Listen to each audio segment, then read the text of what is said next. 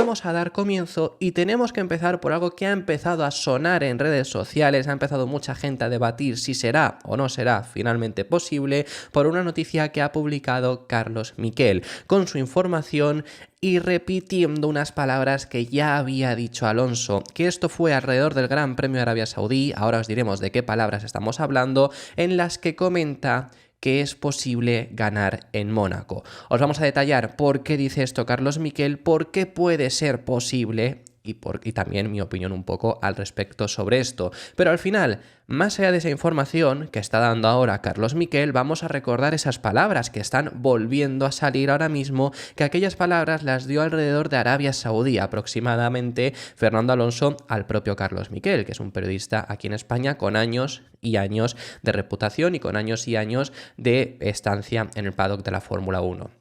Y estas palabras se las dejó bastante claro. Esto es, como os digo, lo hablaba en Arabia Saudí. Llevábamos únicamente 2 carreras donde habíamos visto claramente que el coche en carrera no era tan bueno. Todavía faltan evolucionarlo, por supuesto, pero por ahora sigue sin ser tan bueno como los rivales, como poco a la par, más o menos, que Mercedes, como os hemos comentado en el canal, pero especialmente es en clasificación donde destaca. Y ya eso desde el principio lo hemos visto, con una clasificación en Bahrein, donde Alonso, con un intento menos que el resto, y haciéndolo en un peor momento de la pista, hizo sexto, pero se quedó a milésimas de ser tercero ya en la primera carrera del año, y en Arabia Saudí clasificó cuarto. Así que ese era el nivel que estábamos viendo en clasificación, y por eso es por lo que Alonso ya desde principio de temporada ha estado pensando en Mónaco. Hubo una persona recientemente que me puso en los comentarios que en qué circuitos veo yo a Aston Martin o a Alonso peleando por la victoria. Yo ya os adelanto que yo no le veo peleando por la victoria por ninguna, porque yo no veo a ningún equipo, al menos ahora mismo, peleándole a Red Bull de tú a tú, salvo que tengan algún problema. Entonces, partiendo de eso, yo lo que ponía es que buenas posiciones va a conseguir en fines de semana donde sea difícil adelantar, por lo menos ahora mismo tal y como está la cosa, porque en clasificación podrá dar ese extra y ponerse en un muy buen lugar y luego sacar los codos y defenderse, y aquí no pasa nadie. Y eso sabemos que Alonso es el que mejor lo puede llegar a hacer. Por eso es por lo que él mismo cree ese Gran Premio de Mónaco es una cita marcada en rojo. El circuito, tal y como es ahora mismo la MR24, no se le adapta tan bien, pero en clasificación estos problemas, sobre todo de curva baja, se mitigan. Sobre todo esto se llega a apreciar más en carrera, y en Mónaco nos puede dar muy igual la carrera porque lo importante va a ser esa clasificación. Así que por eso es por lo que él lo llega a decir, aunque matizó sus palabras ya, como decimos, desde Arabia Saudí, indicando que falta todavía por ver la evolución. Claro que pienso en la carrera de Mónaco, dijo Alonso ya hace unos meses. Tenemos un coche bueno a una vuelta y la forma en que calentamos los neumáticos nos puede venir bien allí para el sábado, pero todo dependerá de nuestro ritmo de evoluciones y el de nuestros rivales. Sobre el de los rivales no es el que vamos a hablar tampoco en este vídeo, sino que vamos a hablar acerca del de Aston Martin, porque esta es la información importante que comenta Carlos Miquel y por la que hay optimismo dentro de la fábrica de Silverstone.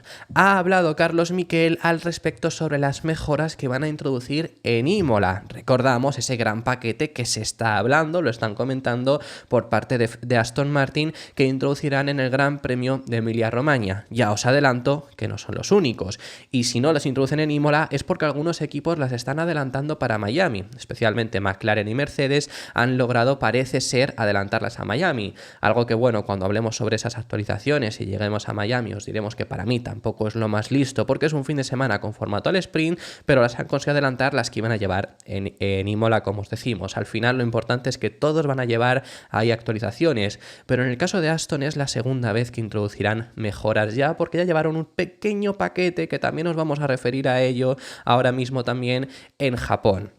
¿Por qué nos vamos a referir también a lo que ocurrió en Japón? Bueno, pues porque Carlos Miquel ha hablado de qué son esas mejoras que Aston Martin está vendiendo, que Aston Martin está contando para el Gran Premio de Imola. Y es una evolución más de lo cual ya evolucionaron en Japón, que estamos hablando de el suelo y el difusor. Exactamente os voy a leer las palabras que había dicho Carlos Miquel, que lo que decía es: el tiempo pasa y en la fábrica de Aston Martin se trabaja a fondo para tener una nueva evolución del suelo y difusor para la primera cita europea en Imola, una semana antes de Mónaco. Por eso también es importante recordaros estas mejoras. Si fuera después Imola que Mónaco quizá no repercutían, pero es que sí que van a tener impacto. Una semana después de Mónaco, el 26 de mayo. Y aquí también comentan el por qué introducen estas mejoras. Ahora os hablamos acerca de ese suelo y difusor. Pero lo que dice Carlos Miquel es que necesitan carga y el asturiano les ha pedido que mantengan alto el ritmo de mejoras.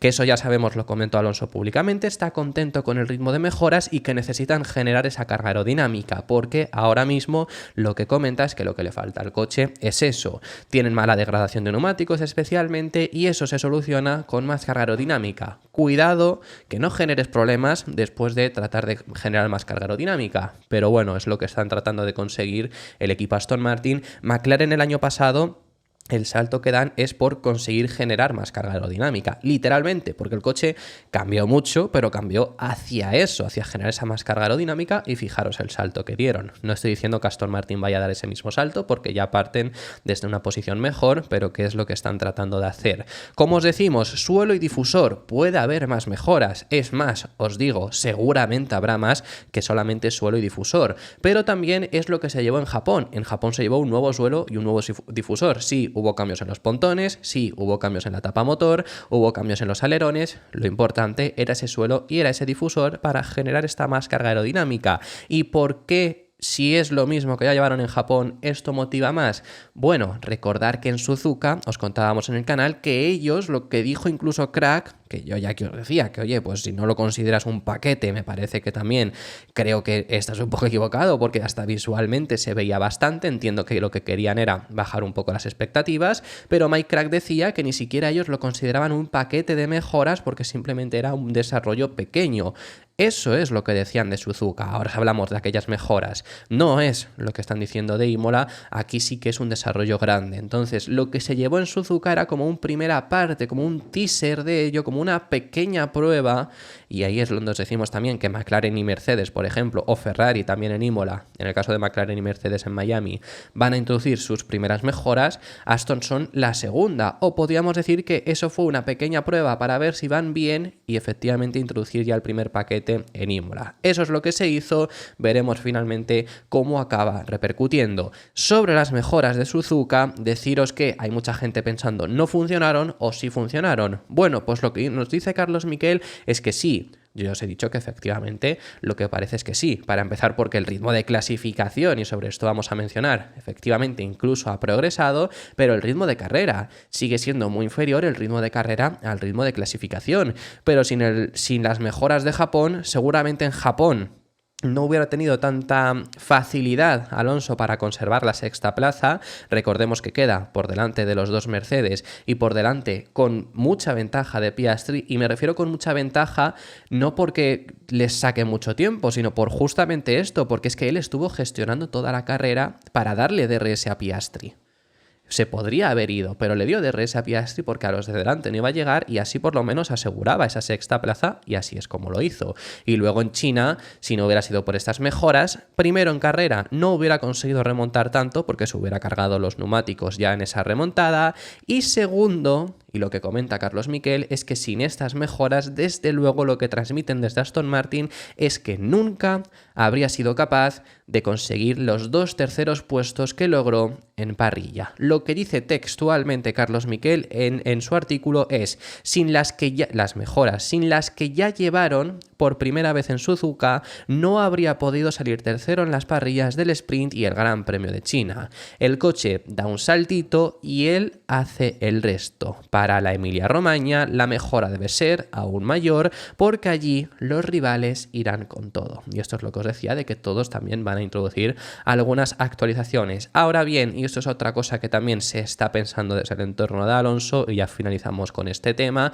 es que si ya el año pasado en Mónaco, con un coche que sí que era mucho mejor para ese tipo de trazado, pero peor en clasificación, fue capaz Alonso de clasificar segundo a 80 milésimas de Max Verstappen, el piloto que más cerca se quedó y que forzó a Max Verstappen a hacer 3 vueltas en Q3.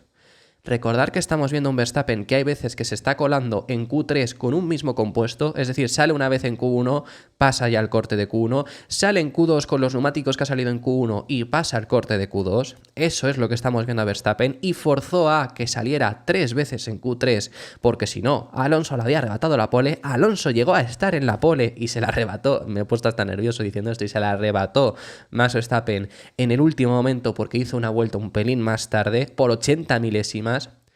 Si ya ocurrió eso con un coche que no era bueno en clasificación, aunque el coche no se adapte tan bien ahora mismo además, porque si generas más carga aerodinámica te puede venir bien además para Mónaco, pero no se adapta bien ahora mismo a Mónaco, pero es tan bueno en clasificación, esperan y creen que se puede optar a grandes cosas. Luego puede salir muy mal, luego te la puedes pegar en la propia clasificación, pero esto es lo que están transmitiendo desde el equipo Aston Martin y desde también Fernando Alonso.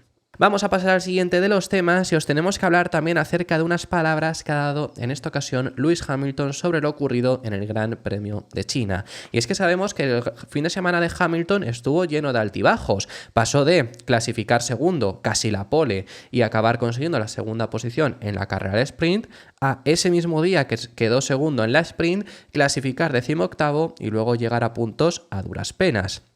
Pasó por todo Lewis Hamilton este fin de semana. ¿Y por qué ocurrió esta gran diferencia? Bueno, pues porque cambió la configuración, como todo el mundo en la parrilla, pero todo el mundo ahora con este nuevo formato al sprint, que ya sabemos que después de la quali al sprint y la carrera tienes un parque fermé, después de libres 1 entramos en quali al sprint y entras en parque cerrado, lo tienes en carrera al sprint y se abre el parque cerrado, puedes cambiar configuración de cara a la clasificación y a la carrera. Esto lo aprovecharon todo el mundo hizo cambios, que ahora os hablamos, por cierto, al respecto sobre esto, y uno de los pilotos que lo hizo fue Hamilton. Hamilton acabó la carrera del sprint ya de por sí diciendo que había una serie de todavía problemas que querían tratar de solucionar. Hizo esos cambios, hizo el cambio de configuración.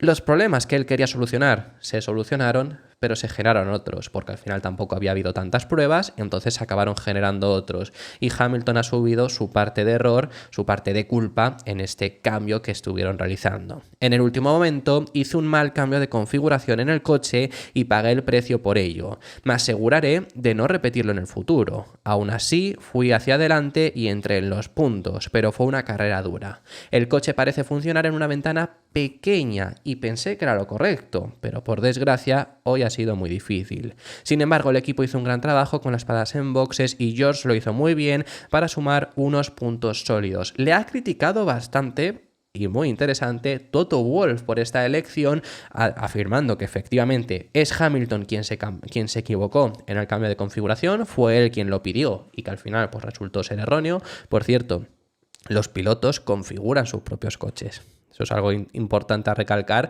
para mucha gente, pero eso fue Hamilton quien eligió esa configuración, se equivocaron y lo que le ha criticado Toto Wolff es diciendo lo siguiente: no tenemos que buscar una fórmula mágica cada fin de semana para configurar los coches. Lewis se equivocó por completo y el coche no quería tomar las curvas, pero yo aquí me lo voy a llevar a otro punto, y es que creo que esto le viene muy bien al formato al sprint.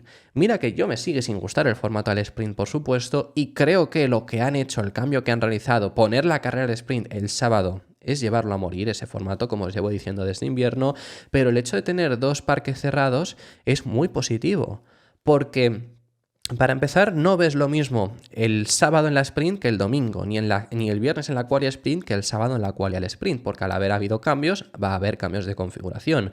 Pero es que todo el mundo hizo cambios de configuración y ¿a algún piloto le habéis escuchado que haya dicho que le haya servido?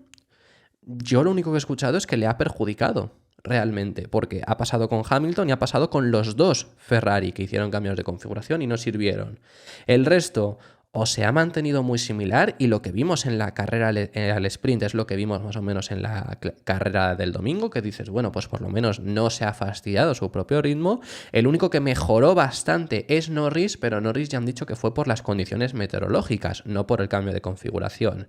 Es decir, viene muy bien porque, claro, provocas aún más errores incluso, que es algo que creo que nadie se había caído en que podía pasar esto, pero efectivamente habrá algunos que acierten y cuando entren en dinámica, seguramente en Miami, por ejemplo, les veremos ya más acostumbrados a este formato nuevo que se ha introducido y puedan identificar mejor qué hacer, qué cambiar para conseguir mejorar, pero claro, cuando tú estás en libres 2, después de unos libres 1, tú haces una configuración con esas con la que están saliendo a la quali y al sprint. Con la quali y el sprint tú no puedes hacer pruebas, tú identificas que hay un problema, pero tú no puedes cambiar un poco la configuración a ver si lo solucionas y no empeoras otras cosas. Eso es el punto positivo. Ahora llegamos a la quali después de una configuración que tú has hecho en libres 1 y sí, en quali, al sprint y carrera has hecho comprobaciones, pero has hecho comprobaciones de lo que te falta, no de cómo solucionarlo. Y vas a ciegas cambiando la configuración. Entonces es algo, la verdad, bastante interesante. Yo por lo menos no había caído en que puede provocar no incluso arreglos, sino posiblemente más problemas a algunos pilotos que hagan configuraciones y puede ser desde luego bastante interesante. Os queremos hablar acerca de unas palabras que ha dado Christian Horner. Christian Horner se ha mostrado muy cabreado con Toto Wolff. Ya sabemos, team principal del equipo Mercedes, Horner, team principal del equipo Red Bull. ¿Por qué? Bueno, en el pasado fin de semana en China, Toto Wolff volvió a hablar acerca de Max Verstappen. Creo que se está pronunciando sobre Verstappen en todos los fines de semana. Ya ha pasado el momento de esa guerra de Red Bull, al final se ha solucionado todo. Pero él sigue hablando, él sigue insistiendo. Bueno, ya ni siquiera se le está dando demasiada importancia. Pero claro, a Christian Horner se le preguntó acerca de estas palabras que había dado Toto Wolff en el pasado fin de semana acerca de Max Verstappen. Y Horner, pues ahí fue en el momento en el que se mostró muy cabreado con Toto Wolff. Sobre todo, ¿por qué? Porque decía que al final el problema de Mercedes no son los pilotos. Y ahí está el punto, que no se tendría, aconsejó a Toto Wolff que no se centre tanto en Max, que no se centre tanto en los pilotos y que al final mejore su coche, que es lo que están teniendo el problema actualmente. Voy a pensar cuidadosamente lo que digo aquí. ¿Habéis hablado con Max sobre esto? Porque si hablas con Max, y no se trata de trozos de papel al final del día, sabemos que tiene un contrato hasta final de 2028. Se trata de cómo se siente en el equipo y la relación que tiene en el equipo y la forma en la que está actuando. No creo que los problemas de Toto sean sus pilotos. Creo que probablemente tiene otros elementos en los que necesita centrarse en lugar de centrarse en los pilotos que no están disponibles. Recordemos que cuando ocurrió toda esa guerra que ha habido dentro del equipo Red Bull, ya os la hemos estado comentando, por ahora parece que han llegado a un punto un poco más de tranquilidad. Horner ha ganado, por así decir, aquella guerra, pero Verstappen al final se quiere quedar en Red Bull, entonces van a aceptarlo mientras no toquen lo mínimo, que especialmente era Helmut Marko, que estuvo muy cerca de que lo cesasen, pero consiguió pararlo Verstappen. Mientras ahora mismo la situación se mantenga, pues parece que todo va a seguir. Pero por parte de Mercedes y por parte de Toto Wolff abiertamente dijeron que Max Verstappen era el primer piloto en la lista para el próximo año. Eso es lo que estuvieron diciendo y así han insistido todavía hasta este Gran Premio de China. Sigue Toto Wolff indicándolo. Por eso es por lo que está tan cabreado Christian Horner, que además insiste, se lo siguen preguntando, sigue hablando al respecto sobre este tema y habla de que está segurísimo de que en 2025 va a correr Max Verstappen en el equipo Red Bull. Es más, que va a cumplir su contrato. Es lo que llega a decir, no tiene ninguna duda al respecto sobre esto y además ataca en este punto también un poco a Toto Wolff diciendo unas palabras que, bueno, ahora vamos a debatir un poco sobre estas, pero habla del rendimiento de Mercedes, que obviamente por eso para el 25 no tiene mucho sentido irte a Red Bull. Obviamente, si ya estás pensando en el 26, quizá tienes que sufrir en el 25 pensando en el 26, pues a lo mejor era algo que le tocaba y era lo que se hablaba de Max Verstappen, pero no tiene sentido deportivamente marcharte de Red Bull en el 25 porque es un mundial regalado, entre comillas, es un mundial al 90% asegurado que lo vas a tener y ya vas a acabar por lo menos esta reglamentación con 5 títulos para marchar de un equipo en el que en el 25 no va a estar. Que ya en el 26 pienses que pueden ir mejor, eso es otro tema. Eso ya se vería y se verá, pero en el 25 no tiene mucho sentido. Entonces, por eso confía que el 25 va a estar en el equipo Red Bull, aunque sea por tema deportivo. No sé cuántas veces más tiene que decirlo. Lo ha dicho muchas veces y no voy a entrar en eso. Creo que a veces solo está diseñado para crear ruido. En China hemos superado el número de carreras que Mercedes ha ganado en la era moderna, así que el equipo está en forma. ¿Por qué demonios querría dejar este equipo? Mercedes es el tercer equipo por detrás de sus clientes en este momento, así que pensaría que su tiempo estaría mejor empleado quizá centrándose en el equipo más que en un mercado de pilotos. ¿Alguno de vosotros ha oído hablar acerca de Russell acaba contrato a finales del 25? Quizá no esté tan interesado en quedarse en el 26. Ya sabes, el mercado se mueve. Puedo asegurar que no hay ninguna ambigüedad sobre dónde estará Max Verstappen el año que viene. Y ahí es donde también os queríamos hablar en este punto, que me ha parecido bastante interesante lo que comenta Toto Wolff, del hecho de que Mercedes ahora mismo está por detrás de dos equipos clientes suyos, es decir, de sus equipos clientes, que sabemos que Mercedes tiene 4. El propio equipo Mercedes, McLaren, Aston Martin y Williams es el tercero, es lo que ha llegado a decir, ¿no? Y aquí, bueno, pues McLaren ahora mismo claramente está por delante. McLaren es quizá el equipo menos cliente. ¿Por qué? Bueno, pues porque sí que recibe motores y no es ideal recibir un motor que está hecho para el Mercedes, porque tú eres quien te tienes que adaptar a dicho motor, pero bueno, McLaren más o menos funciona y además para el 26, eso es otro tema, pero para el 26 van a tener un poco de toma de... No va a ser tanto y ni siquiera menos que ahora equipo cliente porque van a poder estar en el desarrollo de los motores, eso es lo que se anunció, y luego también está Aston Martin y Williams que sí que son ahora mismo claramente equipo cliente, por eso Aston Martin se marcha, porque no solo dependen de esos motores, sino también caja de cambios y suspensiones. Y claro, McLaren sí que está un pasito ahora mismo por delante, pero Aston Martin, yo ya os lo he dicho, Horner los pone por delante. Yo os he insistido en que para mí no están por delante, están a la par ahora mismo que Mercedes, pero claro, no es algo bueno. O sea, no es algo bueno que un equipo al que tú le estás dando una suspensión y una caja de cambios, que por cierto la suspensión ha salido bastante mal, pero bueno, tú les estás dando estos componentes, les llegan mucho más tarde que a ti porque tienen menos conocimiento sobre ellos y Aston Martin como poco esté sacando un rendimiento ligeramente inferior a ti, desde luego que no es algo positivo. Entonces, desde luego, ese es el motivo por el que Christian Horner comenta que efectivamente en el 25 no hay ninguna duda y ya sembra la duda, ¿no? De, oye, y si Russell a lo mejor no se quiere tampoco quedar en ese 2026, porque Russell, recordad que renovó, al igual que Hamilton, renovaron por la misma duración, que era 2024 y 2025. Luego ya hemos sabido que al menos en el de Hamilton era un 1+1 y Hamilton se marcha a Ferrari. No sabemos Mercedes si eran 2 seguro o 1+1 también, pero bueno, en el 25 estará seguramente Russell en Mercedes, pero en el 26, bueno, pues ya en ese sentido siembra la duda. Yo creo que Mercedes está en una muy buena posición para ese 26 y por eso también se hablaba, se comentaba, se decía que Verstappen, si se marchaba de Red Bull, el destino favorable, porque se hablaba también de Aston Martin, pero el destino favorable era Mercedes porque Mercedes es por lo menos un seguro de estar en una zona alta.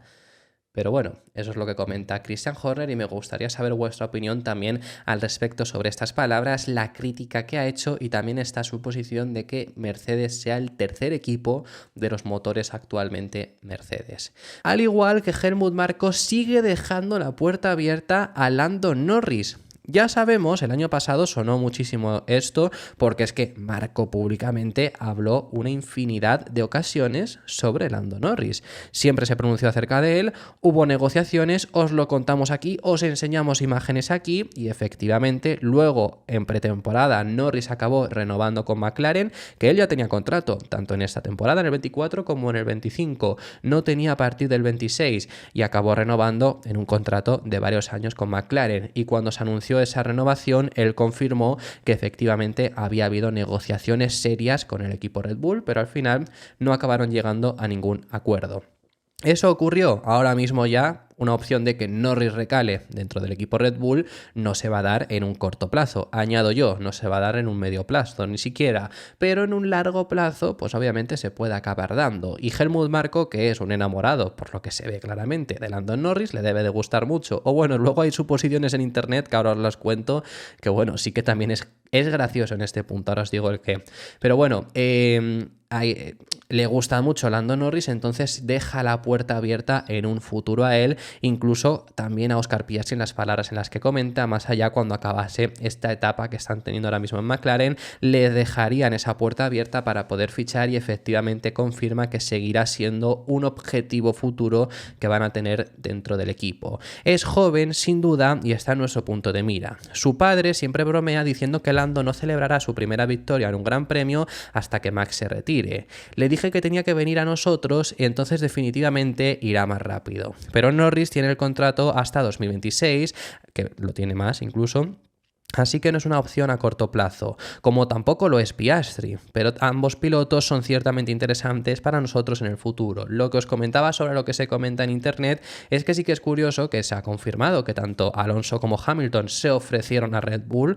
Sobre Hamilton lo contó el propio Horner el año pasado y Alonso en este año se ha ofrecido a Red Bull y los han rechazado. Y lo que comenta mucha gente en internet es: y a Norris fueron ellos a buscarle, entonces quizá no lo ven como un piloto que pudiera rivalizar a Verstappen. Es lo que estuvieron diciendo en su día, que bueno, pues sí que me parece gracioso. Yo desde luego creo que Norris podría rivalizar a Verstappen en cierto sentido, quiero decir. No creo que Norris sea mucho mejor que Checo. No, creo que más o menos están ahí a la par, y desde luego no creo que Norris sea mejor ni que Hamilton ni que Alonso, ni cerca, pero yo creo que podría rivalizarle pues de la misma forma en la que lo está haciendo Checo, o de lo mismo que os decía yo con tanto Alonso como Hamilton cuando os hemos contado esas noticias. En igualdad de condiciones podría rivalizar a Verstappen, sin duda, pero es que igualdad de condiciones no es Red Bull, porque en Red Bull el coche está hecho para Max. Entonces ahí está el punto también que os quería decir. Os queremos contar también información que surge desde Italia sobre los problemas que tuvo Ferrari. ¿Por qué os queremos hablar acerca de esto? Bueno, pues yo ya os estuve comentando que a mí me extrañó mucho. Ya no es que Norris lo superase, ya hemos visto incluso también por qué Norris lo superó, por lo menos en la explicación que él ha dado de que las condiciones, que cambiaron condiciones meteorológicas, le beneficiaron. Hubo mejor gestión de neumáticos en el McLaren porque había menos calor, el viento además había cambiado y eso les acabó beneficiando. Pero yo sigo teniendo la duda, oye, vale, sí está bien esto, pero es que Ferrari no se acercó ni siquiera a tener nunca el rendimiento que tuvo Norris. Pues tiene que ver también quizá con esto. La información por lo menos que surge, esta es suposición mía, que tiene que ver con el hecho de las temperaturas. La información que surge es que Ferrari sufrió problemas para calentar los neumáticos. Eso es lo que dicen medios italianos. Tanto Sainz como Leclerc necesitaban hasta 20 vueltas para conseguir calentarlos correctamente. Es decir, fijaros que la resalida del coche de seguridad luego tuvimos 30 vueltas, es decir, únicamente ya tenían en temperatura óptima las últimas 10 vueltas los neumáticos, pero claro, llegados también a ese punto, los neumáticos han degradado igualmente, entonces no consigues apretar nunca de forma correcta. Por esto os digo que yo creo que tiene en parte que ver el hecho de esa meteorología que hubo, que al final hubo menos calor y demás, y que quizá no tenían hecho correctamente el balance. Sobre todo yo creo que el principal problema es no hicieron bien el balance. Seguramente hemos visto a pilotos A ningún piloto ha salido especialmente beneficiado por el cambio de configuración que se permite ahora, que recordemos que después de Libres 1 hay una clasificación al sprint y ya entras en parque cerrado para la sprint, pero luego se vuelve a abrir, que esto es novedad con respecto al año pasado. El año pasado, como teníamos la clasificación para el domingo o el viernes, ahí entrabas ya en parque cerrado y no podías cambiarlo. Todos los pilotos cambiaron, pero creo que ninguno ha salido beneficiado. Como mucho te has mantenido o has salido perjudicado. Entonces no sé yo si les está saliendo rentable cambiar la configuración. Pero claro, pasamos de un sábado en el que Ferrari se vio claramente como el segundo equipo, con una gestión de neumáticos muy superior a Norris, y llegamos el domingo y es al revés, y es extraño. Entonces seguramente el balance que tenían, que estaba bien, pero que bueno, había ciertas cosas que querían optimizar, no fueron capaces de hacerlo el domingo debido a ese cambio de configuración, apoyado además, agrandado debido a las condiciones meteorológicas. Así que bueno, veremos qué es lo que es capaz de hacer Ferrari en futuros grandes premios.